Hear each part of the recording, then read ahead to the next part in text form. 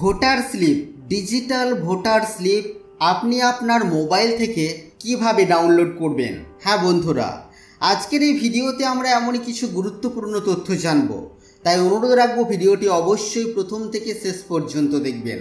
নমস্কার, আপনারা দেখছেন মাল্টি গাইড চ্যানেল, আপনাদের সাথে আমি আছি বিশ্বজিৎ। তো মোবাইল থেকে ডিজিটাল ভোটার স্লিপ ডাউনলোড করার জন্য প্রথমে আপনারা আপনাদের মোবাইলের প্লে স্টোর ওপেন করবেন এবং প্লে স্টোরে গিয়ে আপনাদেরকে সার্চ করতে হবে ভোটার হেল্পলাইন লিখে।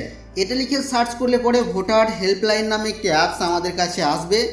সেই অ্যাপসটিকে আমরা আমাদের মোবাইলে ইনস্টল করে ওপেন করে নেব।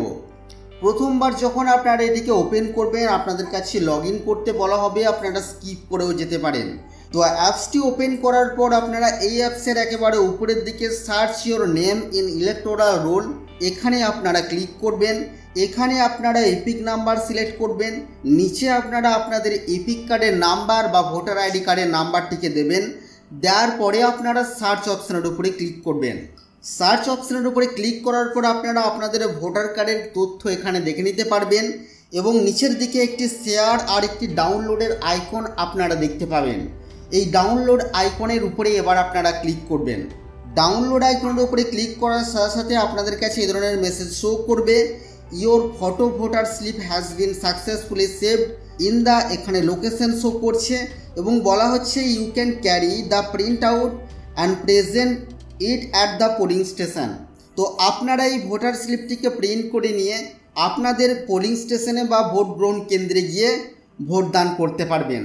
তো বন্ধুরা, এই ছিল আজকের এই ভিডিও, যেটা থেকে আমরা জেনে নিলাম আপনারা কিভাবে ডিজিটাল ভোটার স্লিপ আপনাদের মোবাইল থেকে ডাউনলোড করতে পারবেন।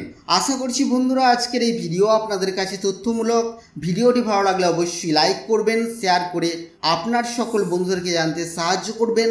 আগামী দিনে আর কি বিষয় ভিডিও আপনারা দেখতে চান অবশ্যই তা ভিডিওর কমেন্ট বক্সে লিখে জানাবেন।